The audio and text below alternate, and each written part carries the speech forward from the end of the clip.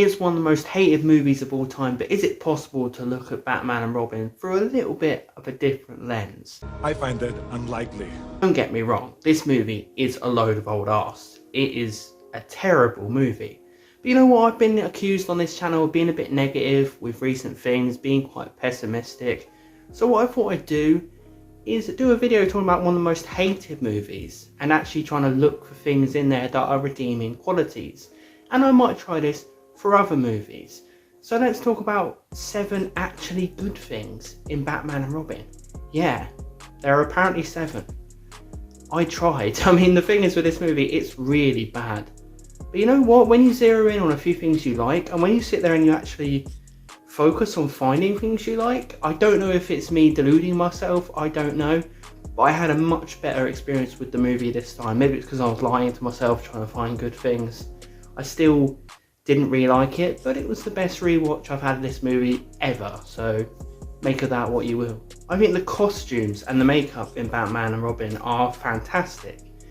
People probably won't agree with me, but I really like George Clooney, the look of his batsuit. I've always liked it. You know, I've always heard people say, oh, he's the worst Batman, he looks bad as Batman.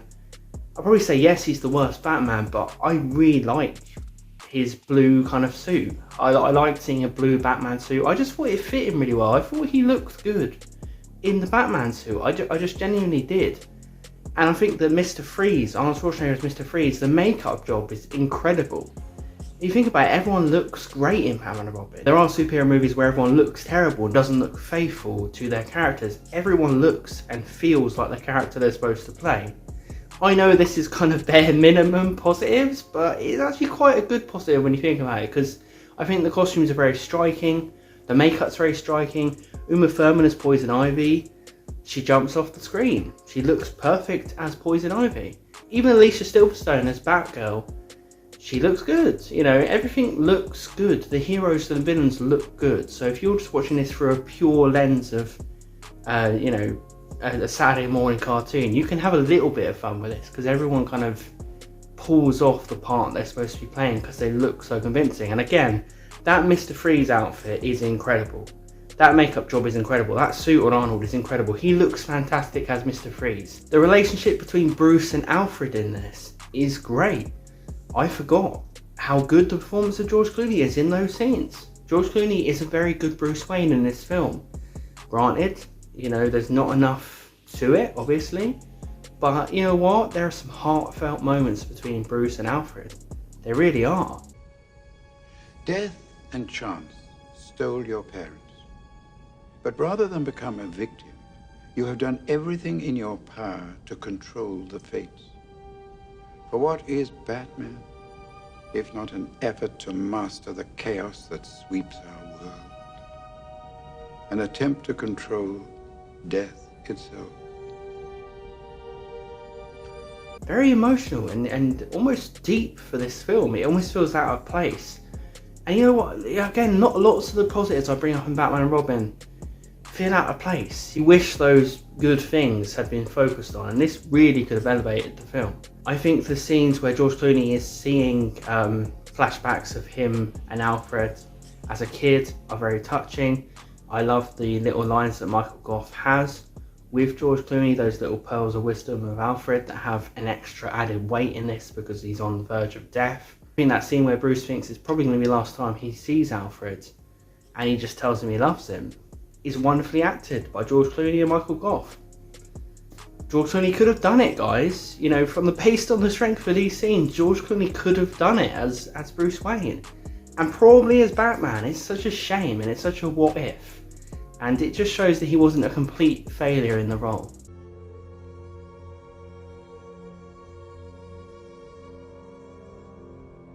I love you, old man. And I love you, too.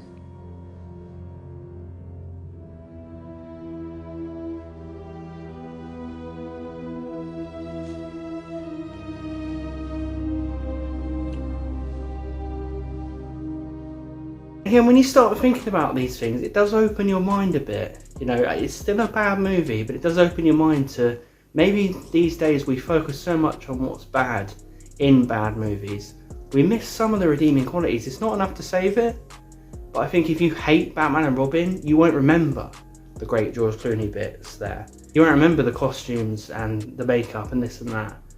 You know, the hatred kind of takes it over, and I'm guilty of it with new films. So this is kind of a learning curve to go back and actually look for some good things in bad movies. The creation of Bane is a fantastic scene. The creation of Poison Ivy is a fantastic scene.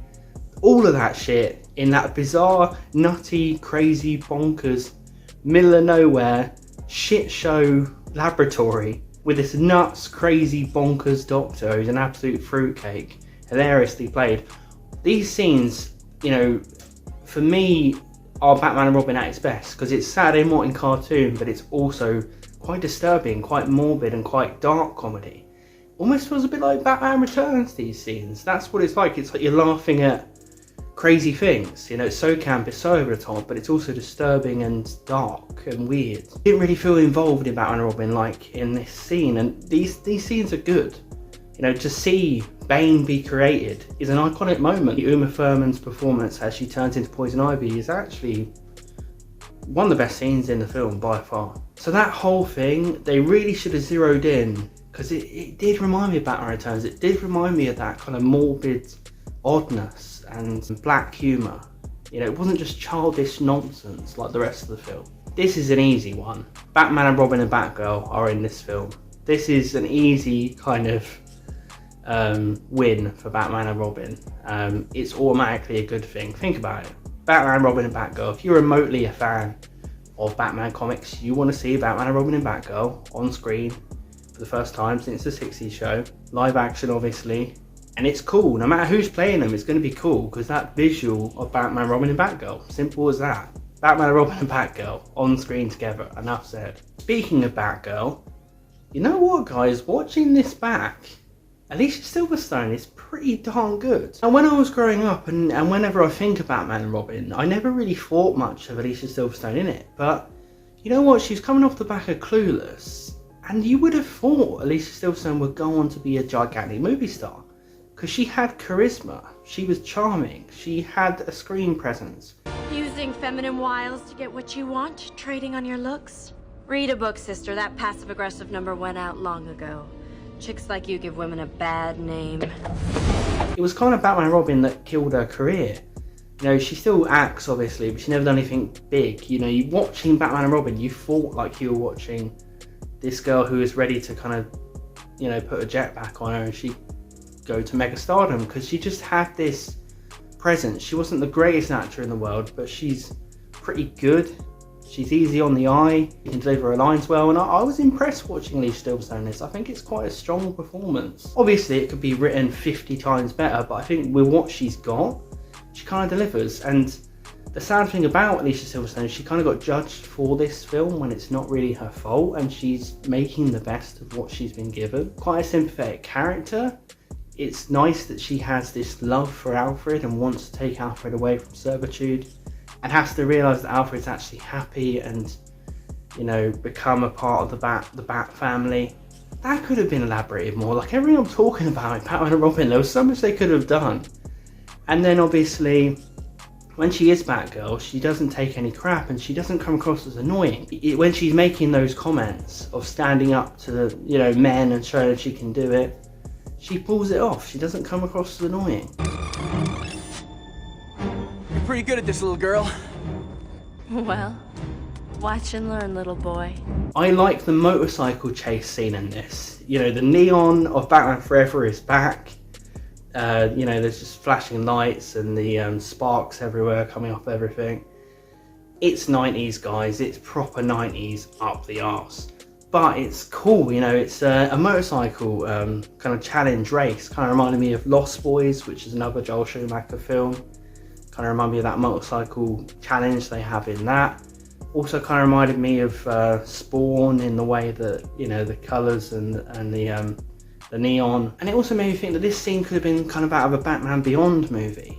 You know, Batman Beyond would be an interesting thing to see Joel Schumacher tackle, because Batman Beyond, I always think of it as neon and bright and crazy and motorcycles. And finally, I actually think the culmination of this film is pretty entertaining. Yes, it doesn't stand up to the bell tower scene in Batman 1989, it doesn't stand up to the culmination in Batman Returns or even Batman Forever, but it's better than I remember. Batman trying to unfold the city whilst Mr. Freeze is fighting him in the laboratory, and Batgirl and Robin are facing Bane below.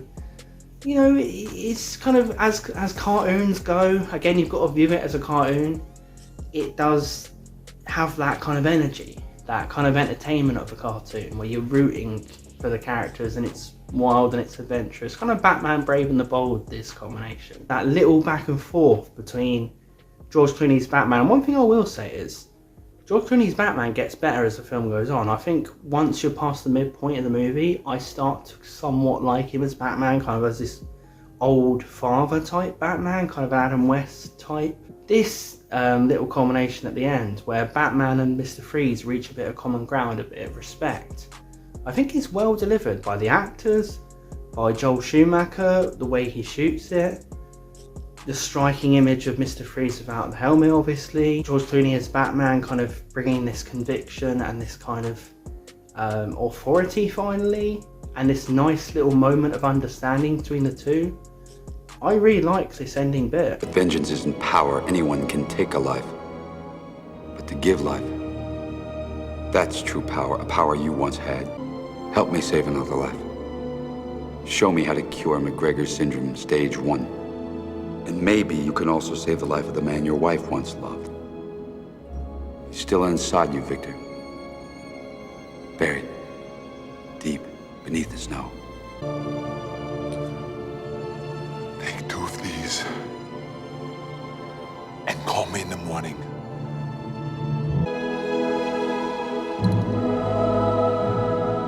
I'll have your wife moved to the lab at Arkham.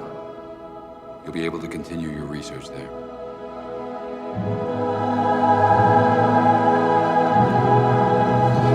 Sometimes you can take a look at something you hate and you can find some good in it. Whether I'll do that very often, I don't know, but I will do this kind of video again because it made me view Batman and Robin in a different light. Maybe there are other Batman movies I can view in a different light. I will never view Halloween Kills in a different light. I'm never doing it for that film. So there. Thanks for watching, everyone. What do you think of my list of the actually good things in Batman and Robin? Do you agree that they're good things? What are some things you liked in Batman and Robin? Let me know. Maybe we can look at this film again through a different lens. Thanks for watching, everyone. Subscribe to this channel if you're a movie geek just like me. Please click on another video on the screen now, and I will see you guys next time.